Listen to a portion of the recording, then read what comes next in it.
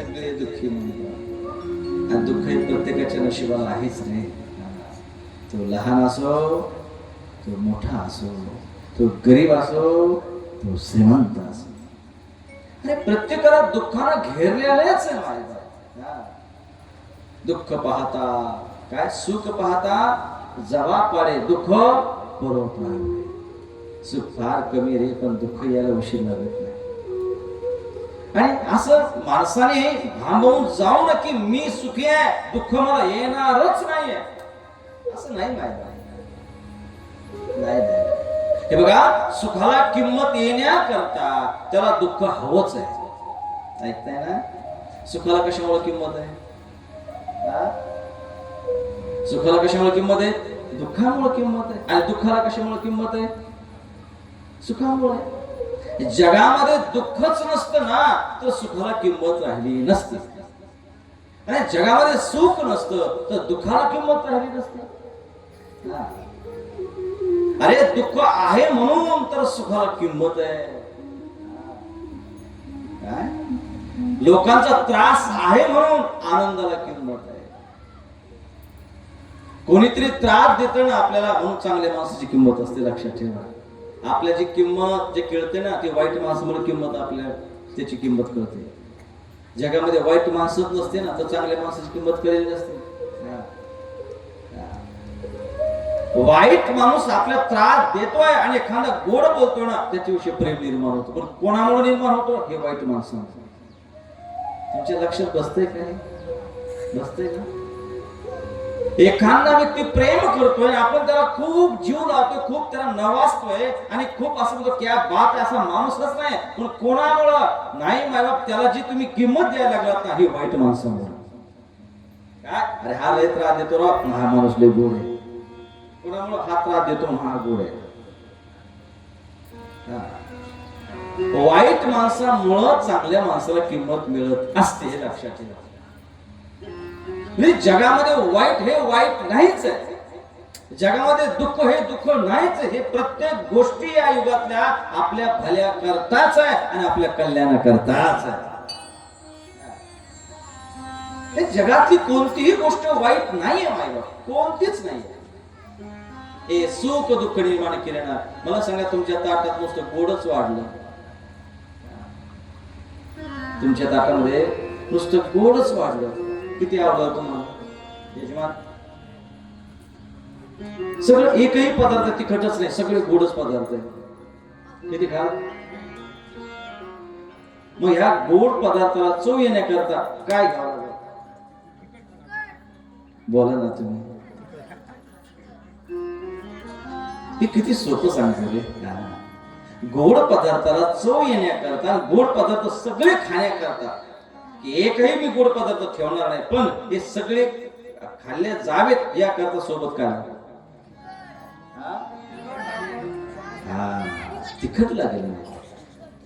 अरे ताटामध्ये नुसतं गोड पदार्थ असेल ना तर कोणताच माणूस खाऊ शकत नाही.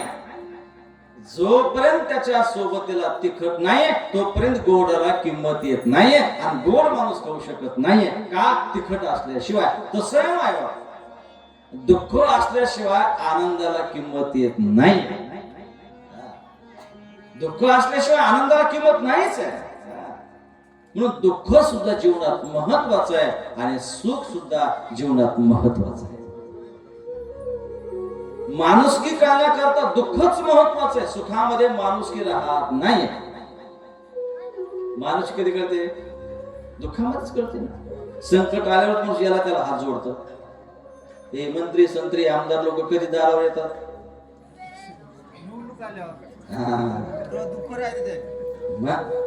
कसं होईल का वेळ मी निवडून येईल का नाही का पडल. त्यावेळेस बघा ना तुम्ही, झोपडी असेल, झोपडी म्हातारी बी असेल, त्या चाला रस्त्याने चिखलातून जाते. काय त्यात तुमच्याकडे शेळ्या बांधतात ना त्याच्यातून जातात. ते कपडे भरत जातात पण दर्शन घेणार काही पाहत नाही, पण झुकणार तिथे. कधी संकट आलं ना त्यांच्यावर, आता काय होईल?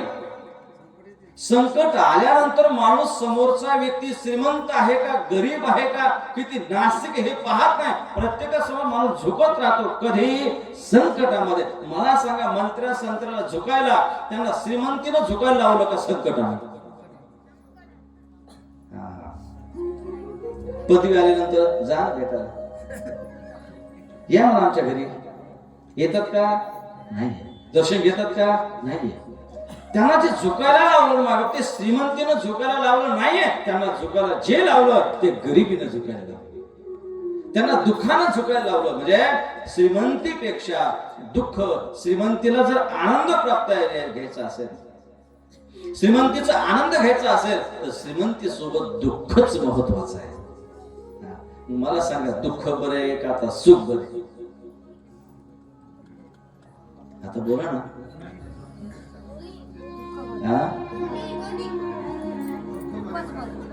क्या बात आहे. सगळे म्हणले की दुःखच बरे. आता देवाकडे गेल्यानंतर फक्त दुःखच मागायचं.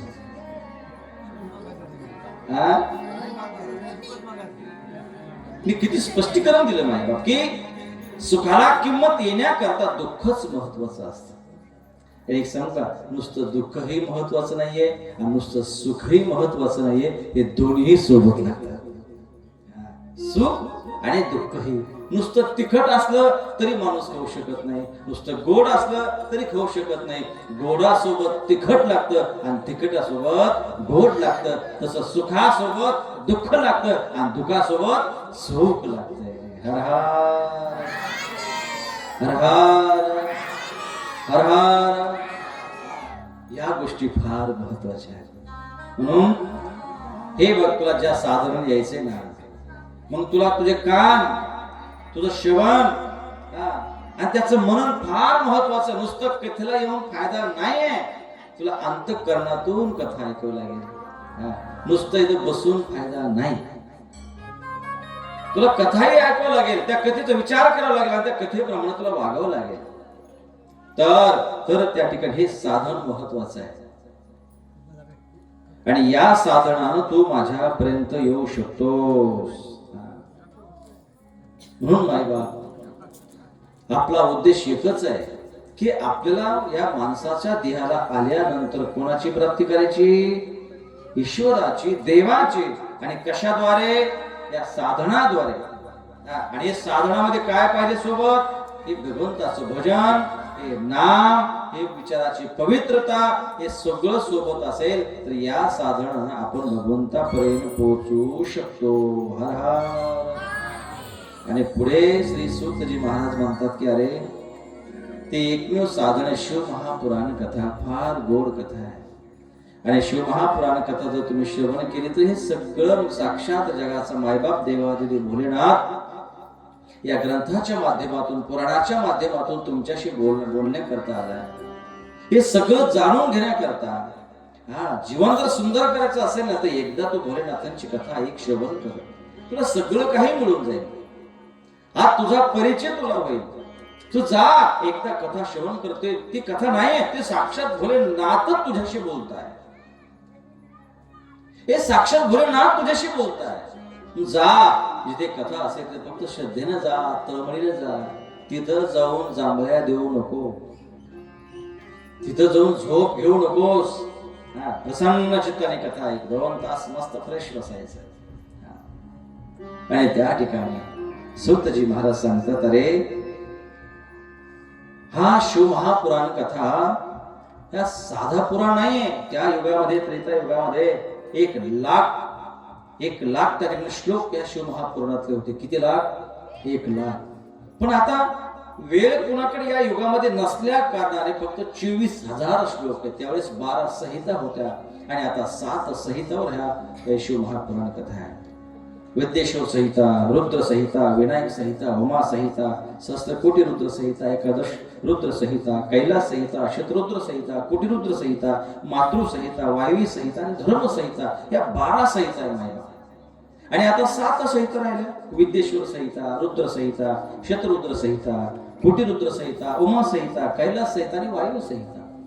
बस हा ज्या 1 लाख त्या ठिकाणी श्लोक होते, फक्त 24,000 श्लोक ठेवले माझ्या. म्हणून हा सुंदर ग्रंथ श्री सूतजी म्हणतात की आपल्या कल्याणाकरता निर्माण केला आहे. आणि हे पुराण जे ऐकायला श्रवण मिळतं ना मायबाप, हे एक जन्माचं नाही, अनेक जन्माची पुण्य त्या ठिकाणी प्राप्त होते. आणि ती पुण्य प्राप्त झाल्यानंतर शिवमहापुराण कथा त्याच व्यक्तीला श्रवण करायला मिळते. जन्मांतरे भवेत् पुण्यं महदस्य सुधीमतः तस्य प्रतिर्भवतः महाभाग्यवतो की अनेक जन्माची पुण्य ज्यावेळेस उदाला येते ना, त्याच व्यक्तीला हे शिवमहापुराण कथा श्रवण करायला मिळते. अनेक जन्माची पुण्य असते. आणि शिवपुराण दुसरं वैशिष्ट्य जे तुम्ही ऐकायला आलात ना, अरे माणसाने स्वतःला कधीतरी भाग्यवान समजलं पाहिजे. अरे आपल्या जीवनामध्ये जर भगवान ही जर संधी देतोय, शिवमहापुराण ऐकण्याची संधी देतोय, ही सुवर्ण संधी आपल्या आयुष्यात येते. आपण आणि बघणारे जगामध्ये कमी लोक आहेत, आपल्या गावामध्ये किती लोक आहेत, किती मातोश्री आहे, पण तरी भगवंतानी प्रत्येकाच्या पाठीमागे व्याप आहे, काम आहे, व्यवहार आहे. आज कोणाला इथं यायला नाही जमलं, पण आज जेवढी माझे श्रोते मायबाप इथं आलेत ना, आपण किती स्वतःला भाग्यवान समजलं पाहिजे की आज भगवंतानं, त्या ईश्वरानं, त्या परमेश्वरानं, त्या महादेवानं की आज मला शिव महापुराण ऐकण्याकरता ती वेळ दिली. तो इथं घेऊन त्या ठिकाणी मला आलाय. मला हे शिवमहापुराण त्यानंच ऐकविलं मायबाप. संधी देणारा सुद्धा तोच आहे, इथं आणणारा सुद्धा तोच आहे मायबाप. मग आपण असं स्वतःला अभागी कधी समजायचं नसतंच, कधीच नाही, कधीच नाही. बघा ना किती लोक व्यापे, किती आले तिथे. मग जे आलेत ना, तुम्ही स्वतःला भाग्यवान समजलं पाहिजे आणि भगवंताचे धन्यवाद दिले पाहिजे की नाही आहे की आज तू मला किती वेळ दिलास रे, आणि इथं आणून बसला, तुझी गोड कथा माझ्या कानाने मी ऐकली रे, हे भजन मी ऐकलंय, हे तुझे उपकार आहेत, धन्यवाद दिले पाहिजे. देव हा धन्य त्याला प्राप्त, आपण त्याला धन्यता दिलीच पाहिजे, त्याचं अभिनंदन केलंच पाहिजे.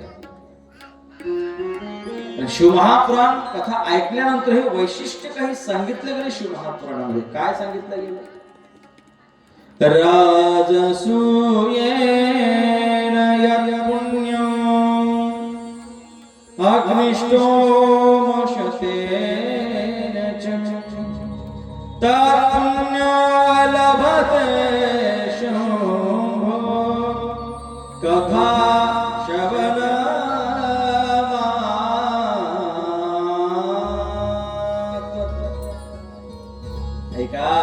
अरे कथा ऐकल्यानंतर हे शिवमहापुराण सांगतं की राजसो यज्ञ यत् पुण्य अग्निष्टोम यज्ञ.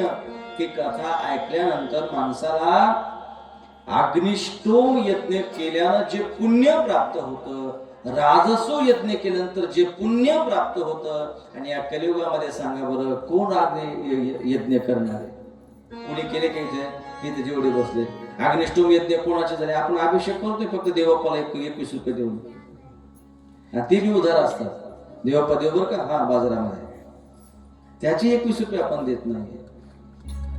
तेवढं अभिषेक आपल्याला माहिती, पण अग्निष्टोम यज्ञ, राजसो यज्ञ कोण करणार आणि कोणाचे झाले असेल? नाही नाही नाही. पण हे शिवमहापुराण सांगतं की अरे हे राजसू यज्ञ, अग्निष्टोम यज्ञ या कलियुगात होणं शक्य नाही. अरे लोकांना मंदिरात जायला हात जोडायला वेळ नाही. लोक बाहेरूनच त्या गेटच्या बाहेरूनच चपला काढतात, तिथून दर्शन घेतात, तिथंच लोटांगण घेतात, तिथूनच कामा निघतात. कोणाला वेळ आहे त्या मंदिरात जायला? कोणाला वेळ आहे? कोण वेळ देते भगवंता? संसाराकरता सगळा वेळ आहे, देवाकरता कोणाकडे वेळ आहे? आणि आजकाल तर तेच झाली पद्धत. आता मंदिरात शक्यतो कोणी जातं, ते मंदिराचे बाहून कळत दिसलं त्यांनी दर्शन घेतात, आपल्या कामा निघतात. तेवढा वेळ नाही रे आता. एवढे लोक व्यापी झाली ना, एवढे कष्ट लोक करतात. आता भगवंताला देण्याकरता वेळ कोणाकडे नाहीये. मग त्या लोकांना एवढा वेळ नाही, मग त्या लोकांना हे कसं प्राप्त होईल? हे अग्निष्टोम यज्ञाचं पुण्य कसं प्राप्त होईल, राजसूय यज्ञ केल्याचं पुण्य कसं प्राप्त होईल. तर शिवमहापुराण सांगते काही करायची गरज नाही. जर यांना एवढं पुण्य प्राप्त करायचं असेल तर कुठं जायची गरज नाही. तर पुण्य लभते शंभो कथा श्रवण मात्र. जर राजसूय यज्ञ केल्याचं पुण्य प्राप्त करायचं असेल, अग्निष्टोम यज्ञ केल्याचं पुण्य प्राप्त करायचं असेल, कुठं जायची गरज नाही. तो व्यक्ती कथा जर श्रवण केली, शिवमहापुराण श्रवण केली, अन्य कोणतीही कथा श्रवण केली भगवंताची, तर त्याला राजसूय यज्ञ आणि अग्निष्टोम यज्ञ केल्याचं पुण्य त्याला प्राप्त होत नाही. काय महात्म्य, काय महात्म्य हे श्रवण. दुसरं वैशिष्ट्य, जो कथा ऐकतो ना, अरे तो तर रुद्र स्वरूप बनला जातो. रुद्र स्वरूप बनला जातो. काय ए शृण्वन्ति मुनेशैव पुराणं शास्त्रमुत्तमं एते मनुष्यन मंतव्य रुद्र एवं संशय. की तो रुद्र बनला जातोय. एवढा मोठा, फार मोठा अधिकार जो कथा श्रवण करतोय त्याला प्राप्त होत आहे, हे शिवपुराण सांगतं. अरे असं सांगितले, समजा तुम्ही आज कथा श्रवण केली सर्वांनी आणि तुम्ही घरी गेलात, जे कथेला आज आलेच नाही, बरं का, जे कथेला आलेच नाही, मग त्यांनी पश्चाताप करायचं नाहीये की आम्ही कथेला आलो नाही, मग कसं होईल, आजची कथा आमची गेली, हे पुण्य फळ आम्हाला नाही मिळालं. तर कथा असं सांगते की जे कथा श्रवण करून घरी गेले ना, त्या लोकांना जे कथा करून आलेले त्यांचं दर्शनही घेतलं तरी आजच्या कथेचं फळ त्याला मिळून जात नाही. ऐकताय ना, ज्यांनी कथा ऐकली आणि ते जर घरी गेले आणि ज्यांनी कथा ऐकली त्यांचंही दर्शन घेतलं तरी आजच्या 3 तासाचं फळ त्याला मिळतंय. हे शास्त्र एवढं अलौकिक आहे बाबा की जो शिवमहापुराण कथा श्रवण करून जातो ना, त्याचंही दर्शन घेतलं तरी त्या ठिकाणी त्याचं कथा श्रवण केल्याचं फळ त्या व्यक्तीला प्राप्त होतं. एवढी दिव्य कथा आहे, एवढी अलौकिक कथा आहे. किती महात्म्य सांगा. मग ही कथा ऐकावी किती. अरे तुम्ही एक क्षण काय, अर्धा सेकंद काय, नुसतं चालता चालता ही ऐकली तरी उद्धार. अरे जिथपर्यंत साऊंडचा आवाज जातो ना, तिथपर्यंत ज्यांना ज्यांना आवाज जातो तिथपर्यंत हा परिसर तीर्थमय पुण्यमय बनला जातो. हे शिवपुराण सांगते. जिथपर्यंत ह्या साऊंडचा आवाज जातोय ना, तिथपर्यंत हा परिसर पुण्यमय होतोय. अरे माणसाचा उद्धार करेल यात नवल नाही, पण नालीतल्या किड्याचा सुद्धा उद्धार करणारी ही शिवमहापुराण कथा आहे. नालीतल्या किड्याचा उद्धार करते, माणसाचा करेल यात काय नवल. आणि याकरता 3 तास इथं बसायचे, 3 तास श्रद्धेनं, प्रेमानं, आवडीनं कथा ऐकायची असते. आणि पुण्यवानाचा उद्धार करेल यात तर नवल नाही आहे. अरे ज्याला आयुष्यभर पाप केले, पाप केले, पाप केले, पाप कर्म केले, त्याला सुद्धा, त्याचा सुद्धा उद्धार करणारे ही कथा, ही नवल आहे. पुण्यवानाचा उद्धार होईल यात काय नवल आहे, यात काही नवल नाही ना. अभ्यास करणारा पास होईल यात काय नवल आहे. नवल कोणतं वाटतं, अरे हे एवढा अभ्यास करत नव्हता, एवढा ढ विद्यार्थी पास झालाच कसा.